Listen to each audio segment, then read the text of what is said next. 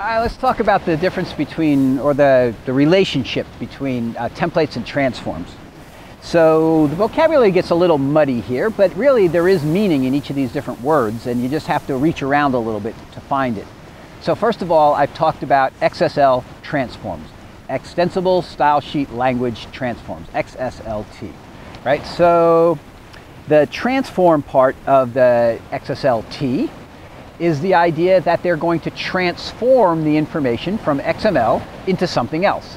And in this class, you know that mostly that something else is HTML. But you also know by now that it doesn't have to be HTML. It can be all sorts of things. HTML is just the target that we're going to use in this class because it's a very popular one, and it's one that we use all the time. So that's the idea of a transform. The transform transforms the information from one form to another. Now the transform can do that work in a lot of different ways. You could do that work manually, right? You could pick stuff out of the XML file and paste it into an HTML file, and that would be transforming. The idea of a template, and don't forget, inside of an XSL transform, there's a tag called XSL template, right? The idea of a template is a little different than the idea of a transform. And we have a picture of a template here to give you the idea of the template.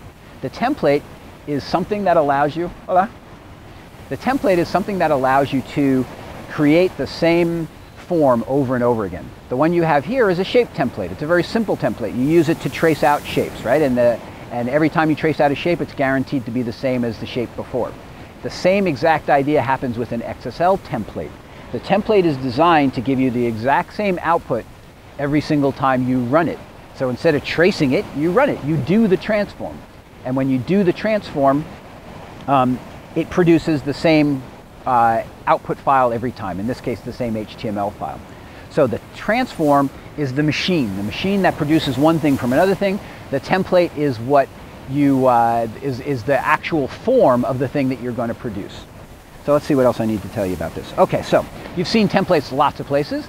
The template that I showed you is a manual template. They have templates in manufacturing. How do you think they get the same shape of a part each time? They load some sort of template into the machine, and it stamps out each time the same exact part, right? You've seen also templates in, hopefully or possibly, in something like Microsoft Word, where every time you open a template in Microsoft Word, you get the same kind of document.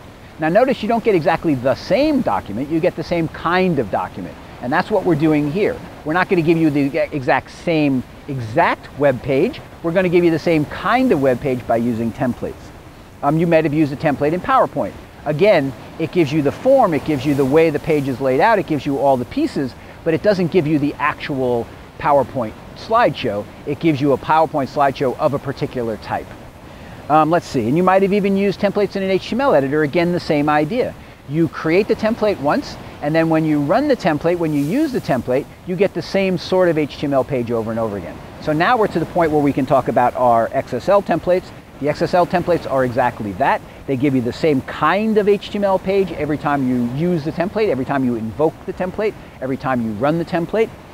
And why do we need to do that? What's the point? Well, we're going to have a movie site, right? And there's going to be one page for every movie, and we're going to have 10,000 movies on it. Do you think we want to make every page by hand, every page differently? No, we want to come up with a type of page, a movie type of page. And then we're going to create a template around that movie type of page so that we know that the design of each of our 1,000 or 10,000 or 100,000 movie pages is going to be exactly the same. Templates standardize design. Templates standardize layout. They put the same pieces in the same places all the time. I want the title up here. I want it with a certain font. I want it with a certain justification, centered, right centered, left centered, whatever. Right justified, left justified, whatever. And every time I create a page that way, I want it the same way. So the template is allowing me to create a layout, allowing me to create a standardized design. And let's see, what else do I have here? Oh yeah, okay, I got a bunch more to talk about. Okay, so, and it's going to also, in the case of an XSL template, now let me back up here for a second and talk about the idea of the XSL template inside the XSLT. The entire file is the XSLT, it's the XSL transform, and it consists of one or more templates. You're allowed to put as many templates, and again, a template is a layout, it's a design for one unit. You're allowed to put as many templates as you want in there, and those templates are allowed to nest inside each other. In other words, I can have a template inside a template inside a template, but we'll go there a little bit later. So what I want to do right now is I want to give you the basic idea of how these templates and transforms work inside of our world, inside of the XML, XSL, XSD world. So we start with an input file, and that input file is an XML file. And notice the tagging. I'm referring now to the diagram that's on your page. Notice the tagging. I have some XML tag and some value, some XML tag and some value. And then I have in between that and my output file, which is going to have a bunch of HTML tags and values. Now notice here, just to back up for a second, that's all I have in any of these files. I have tags and values, right? So they're all well-structured files, and these well-structured files in our world all consist of the same thing. Tags and values, tags and values. Our tags in XML come in two varieties. They come in elements and attributes, but they're all tags, and they all have values. And those values are the content, and the tags generate the structure. We've been there before. Okay, so I start with an input file, and my input file is my XML instance file.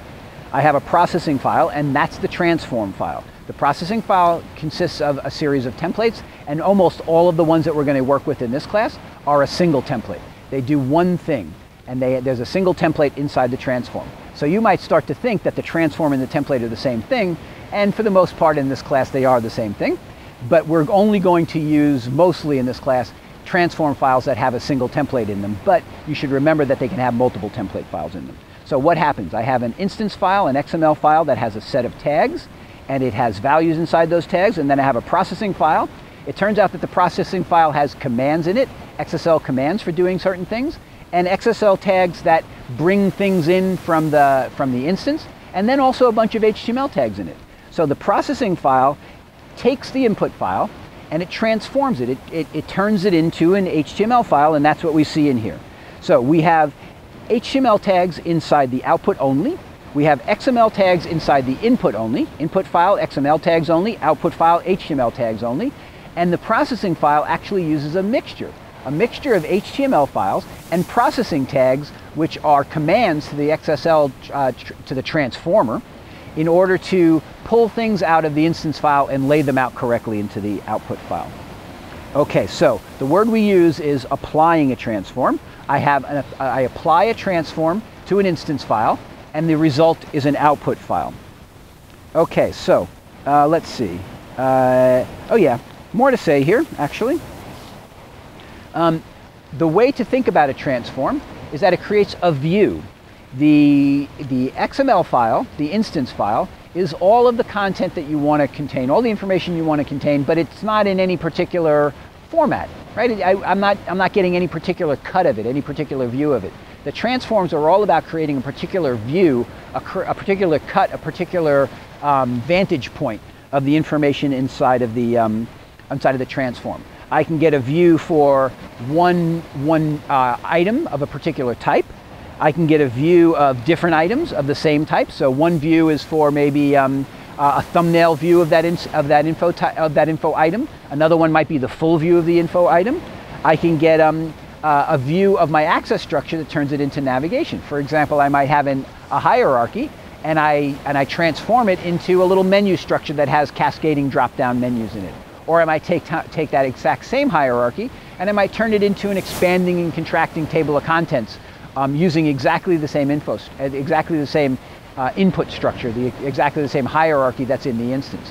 So the idea of a view is that in my instance I have neutral information, but the user of the information doesn't want it neutral. He wants that information in a very particular context, in a very particular way, and my transforms allow me to give him that information in that particular way.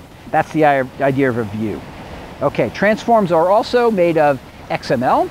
This is kind of tough to understand. Everything, instances, transforms, schemas, they're all actually XML. And as you get more and more into transforms, you'll see how that could work. How it could be that I can use XML file number 1 to transform XML file number 2. It's all about which tags I use. And the tags that I use inside the transform file are special tags that tell the transform processor what to do. The tags that I use inside my instance file are tags that tell me what the meaning of all the content in the instance file is. So really it's about how do I interpret the tags, not are there tags or not. In all cases there's tags, but in one case I interpret those tags semantically as what the content is about, In another case, I interpret those tags as commands to the XSL processor to do certain things like pull information out of the instance and put it in the output. Okay, let's see. Yeah, so the final thing to end on here is that there's a lot going on in transforms, and transforms really are a programming language more than anything else. And the transforms that you'll run into in this class, even in the more technical part of this, and the more technical track of this class, are really pretty basic. You can go really far, you can do really sophisticated things. There's lots to learn about transforms. I'm going to try to keep it to the minimum just to explain to you and to show you the basic things you need to do to create information items and access structures, to render. That's another word we use in transforms. The transforms render the XML file in end-user viewable way, in this case in HTML.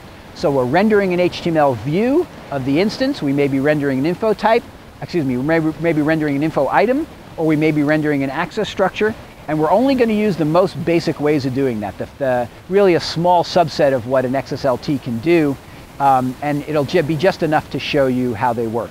In the less technical track, we'll go even less into transforms. Most of what you'll need to know about transforms, I'll give you in one way or another, and there's very few things that you need to sort out.